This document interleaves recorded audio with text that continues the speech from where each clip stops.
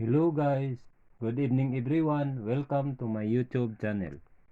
Tonight we will discuss about the 6 leads out dual voltage.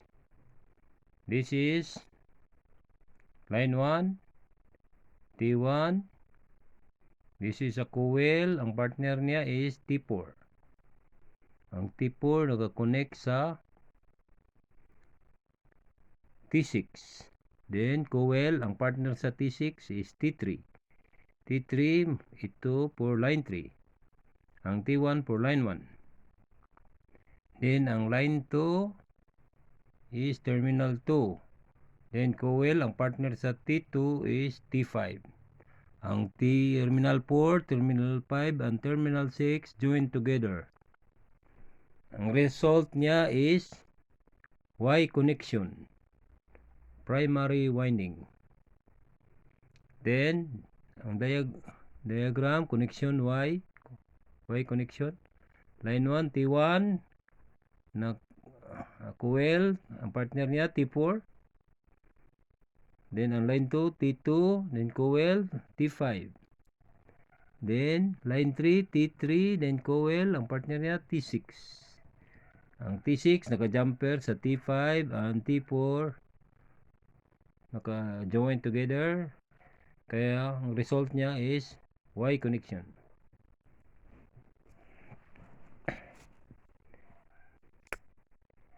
Then this one is line 1 for delta connection secondary winding. Line 1,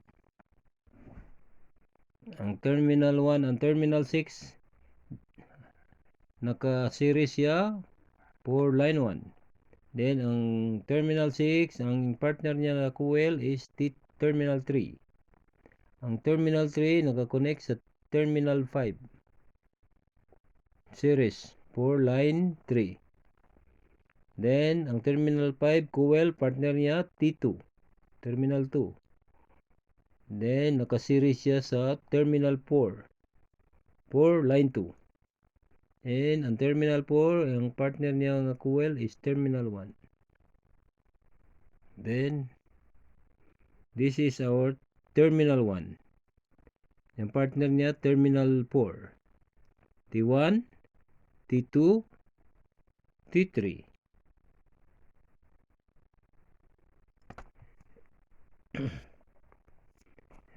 Then T4, T5, and T6. Then para makakuha ng delta, ang terminal 1 patungo sa terminal 6. Ka-join siya. Then ang T4 naka-connect siya sa T2. Then ang dulo ng T2, partner niya T5, connected sa terminal 3 for delta connection.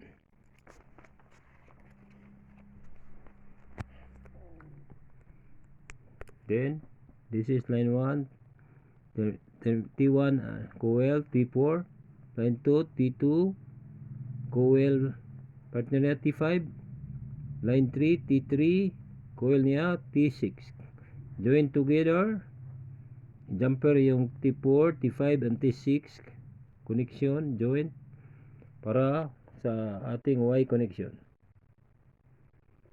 Then sa delta natin, terminal 1, terminal 2, terminal 3, 4, 5, and 6. Then ang T1 patungo sa 6.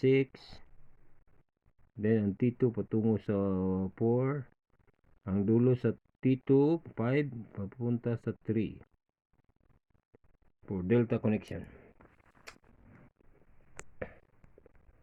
For high voltage connection Y, connect ang line 1 T1, ang line 2 T2, ang line T3, ang terminal 4, 5, and 6 is join, naka-series siya. Then for low voltage connection delta, ang line 1 natin, is T1 and T6, naka-series.